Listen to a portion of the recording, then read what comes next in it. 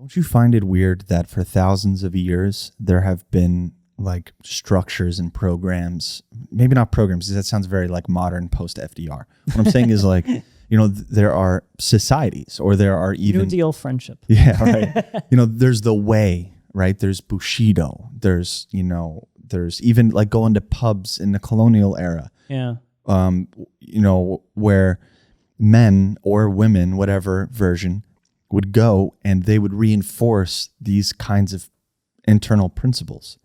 This sense of like gentleman, right? This sense of like honor. Like, why don't we have that? We've descended into unruly PE class where it's just essentially bullying with dodgeballs, right? And that's like the hierarchy that we're told. No, it's not that. It's actually a code of conduct, and how that code of conduct over time unlocks opportunities and trust, because the world is so fucking crazy. I can rely on you. Like, okay, John, I know you're not going to lie. I know you'll be honest. You always level with me. I'm going to trust you with my money. Just like that, because that's the way the real world works. I think that what defined times previous to this is some kind of obstacle or adversary or something that created a fraternal brotherhood amongst men. In World War II, it's fighting Hitler. I think religion did a great job of giving people a prize to fight for. I think our society has become very materialistic, especially in the last few decades. And materialism provides distractions and it provides comfort.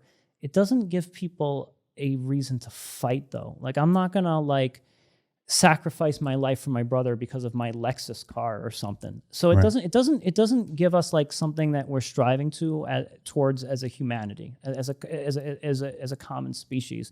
Whereas I think in other epochs or periods of time, there was something that we were trying to build as a species, as a culture.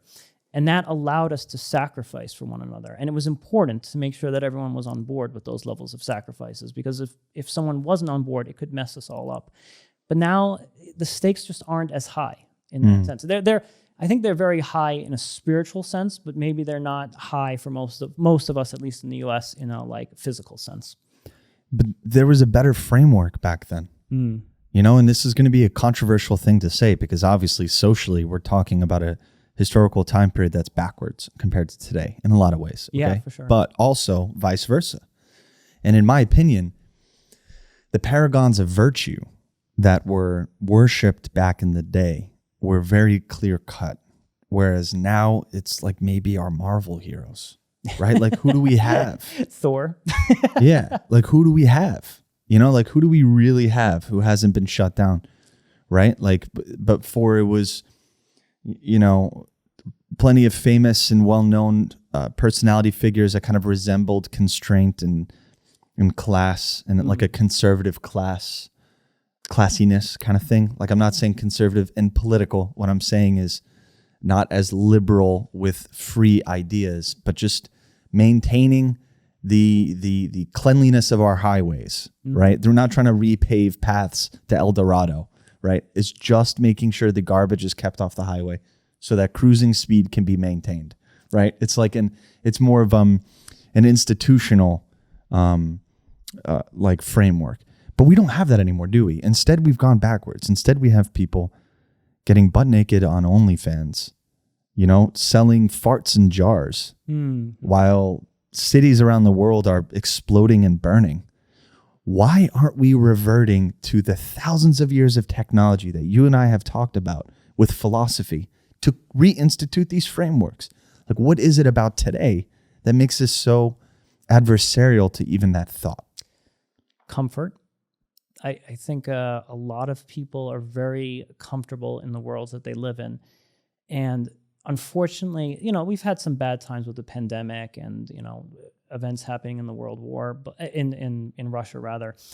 But I think that a lot of us still live relatively undisturbed, comfortable lives. And we need something to kind of jolt us out of that. Now, I'm not wishing for something bad to happen, as that would be foolish.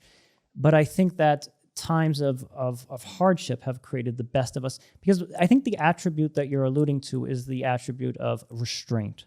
And I think that, through times of war, through any kind of difficulty, restraining oneself was a virtue, right? Because you're showing that I am sacrificing this pleasure of mine for some greater good. Right. But right now, we live in a very consumer-based society. So in a consumer-based society, the virtue that you're trying to showcase is how much can I spend? How much do I have? How much comfort do I have access to? And that's kind of how we've come to define ourselves. And not everyone, there's a lot of people that are struggling out there in America, but the people who are struggling out there in America, like, what are they trying to achieve? What's their main goal? If you ask any Joe off the stability, or I want to be rich one day, right? So that's the goal. No one is actually sacrificing, like, I want to be a good person. I want to be a wise person. I want to help the people around me. I want to help my family. No one is, we're not being instilled with those virtues. We're kind of idolizing, I guess, false idols, as the Bible would say, false idols at this point. And I think that's the kind of calibration that we don't have right now.